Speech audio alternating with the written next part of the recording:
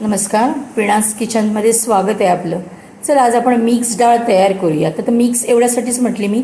तर बघा, आपण तूर डाळ घेतली आहे आणि मसूर डाळ घेतली आहे, स्वच्छ अशी धुवून घेतली आहे आणि ह्याच्यामध्ये आपण टाकतोय फणसाच्या बिया.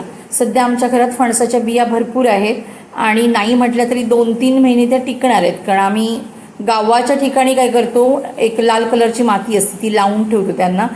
5-6 महिने काही वर्षभर सुद्धा बिया टिकतात. पण मी ठेवल्यात फ्रीजमध्ये, म्हणजे मला 2-3 महिने तर जाणार आहेत.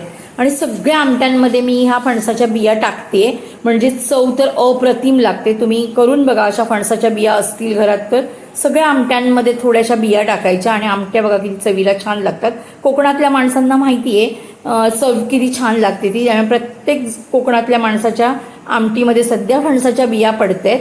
फोडणीमध्ये बघा, आपण तेल टाकलंय, जिरं, मोहरी, हिंग, कढीपत्ता आणि आपला मालवणी मसाला, हळद टाकून छान अशी फोडणी परतून घेतली आहे. आणि इथे तुम्हाला असं वाटत असेल की माझा मसाला करपला वगैरे, तर मी तेल जास्त वापरत नाही. थोडंसं पाणी पटकन टाकलंय मी आणि मसाला करपला नव्हता. कॅमेरा प्रॉब्लेम काहीतरी आहे त्याच्यामुळे तसं वाटतं, कधीतरी वाटण खूप पांढरं दिसतं, मग वाटतं कच्चं आहे असं, पण सगळं व्यवस्थित आहे. तर इथे बघा, आपण मालवणी वाटण टाकले. आता मालवणी वाटणाचे खूप सारे व्हिडिओ आपल्या चॅनेलवर आहेत. प्रत्येक रेसिपीमध्ये मी बऱ्याचशा दाखवलेले वाटण भाजताना वगैरे, तर तिथे तुम्हाला मिळेल. वाटणाचा सुद्धा आपला व्हिडिओ आहे चॅनेलवर. तर वाटणामध्ये मी सांगते, कांदा, खोबरं, लसूण, आला आणि मिरी चांगलं खमंग भाजून घेतलेलं आहे आणि ते टाकले. त्यानंतर आपल्याला जेवढं पाणी पाहिजे तेवढं टाकून घ्यायचं.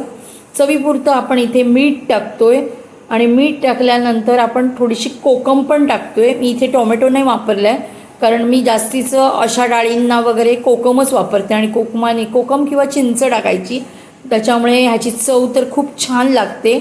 मी टोमॅटो नाही इथे टाकलं आहे, तुम्हाला पाहिजे असेल तर तुम्ही टाकू शकता.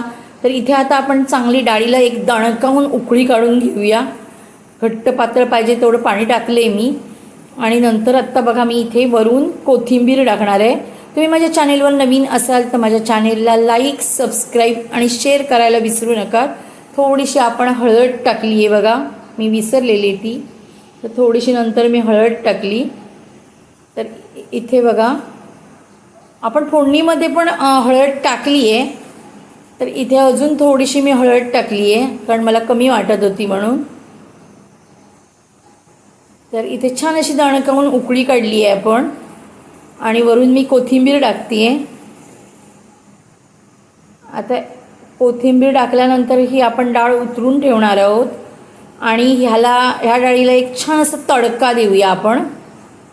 तर तडक्यामध्ये बघा, आपण लसूण टाकली आहे, मिरची टाकली आहे आणि थोडंसं लाल तिखट. हे जास्त तिखट नाही आहे, कश्मीरी लाल तिखट टाकलं आहे मी आणि वरून अशी फोडणी दिली आहे, कारण आपण हिंग वगैरे आधीच टाकलं आहे.